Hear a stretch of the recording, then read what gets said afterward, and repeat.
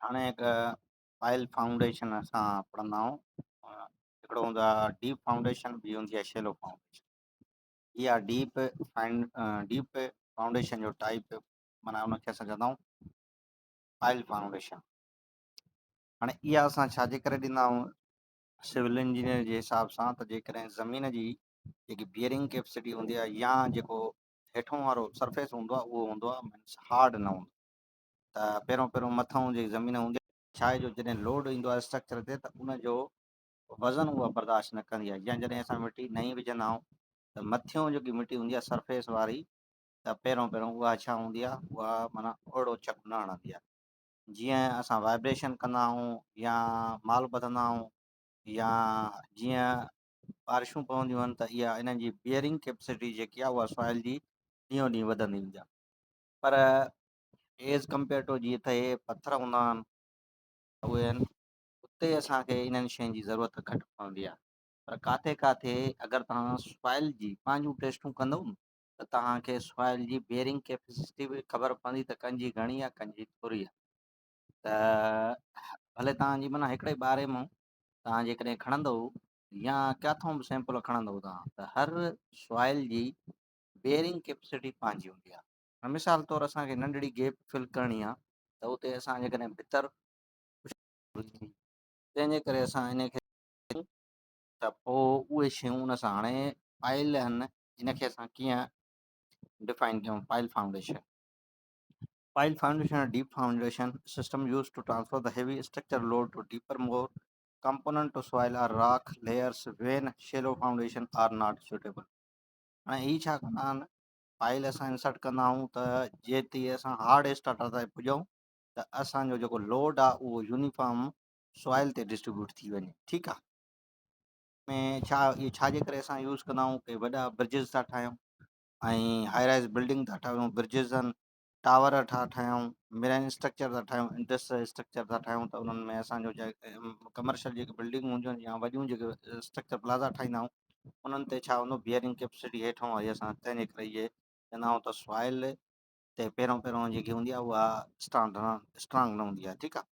त soft or loose soil at the shallow depth, जेकॾहिं छाजे करे हूंदी आहे उते ऐं लूज़ हूंदी आहे जेकॾहिं उहो पाण में जमियल न हूंदी आहे। High structure load, bridges, high-rise buildings, towers, and marine structure score are literal loads in a significant. हाणे ॾिसो चए थो end bearing types of piles, ॿ टाइप जा आहिनि जेके असांजा end bearing piles transfer the load through the base of the स्टटअप।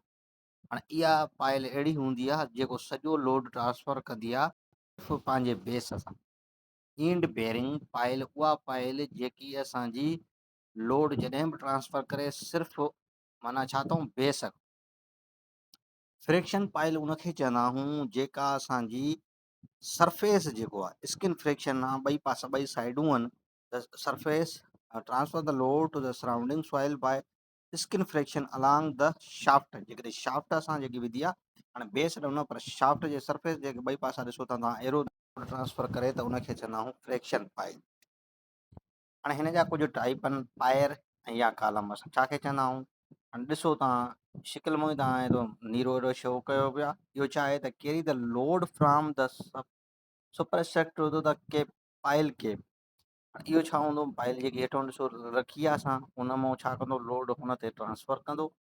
वरी हूंदी आहे पाइल केप। केप हिकिड़ी माना टोपी आहे जीअं त distribute the load from the column to the individual pile. हाणे हेठियां जेके पाइल आहिनि, अगरि इहा न ॾियूं हूअं त हिकु ॿिन्हिनि ते पाइलनि ते वज़न अचे या सभिनी ते यूनिफॉर्म डिस्ट्रीब्यूट न थिए। हाणे जेको वज़न ईंदो त हेठियनि ते सभिनी ते पाइल जेके आहिनि उन्हनि ते यूनिफॉर्म डिस्ट्रीब्यूट कंदी पाइल केप। पाइल छा हूंदियूं आहिनि? Long cylinder structure element that transfer the load to the deeper strong structure. हाणे ज़मीन जेकी आहे पाइलूं उहे छा कंदियूं, लोड खणी वेंदियूं, उहो ज़मीन जे हेठि स्ट्रक्चर ते लोड माना पंहिंजो जेको वज़न आहे उहो बेरिंग। अगरि तव्हां ॾिसंदव त लोड स्ट्रक्चर जो जॾहिं वधीक हे त पाइल्स इहे कोलप्स थी वेंदियूं आहिनि।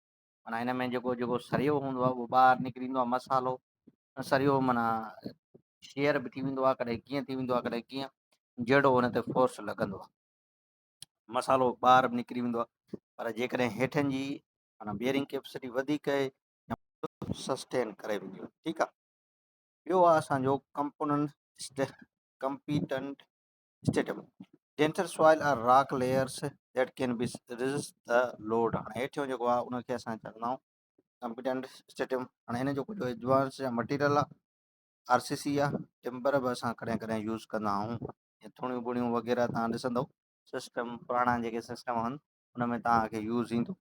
बाक़ी घणो आहे स्टील जेको असां यूज़ कंदा आहियूं। Advance high rise load bearing capacity आहे, suitable for weak surface soil, broad strength and stability to heavy structure, effective in resistant lateral and uplift loads, can reach to a great depth।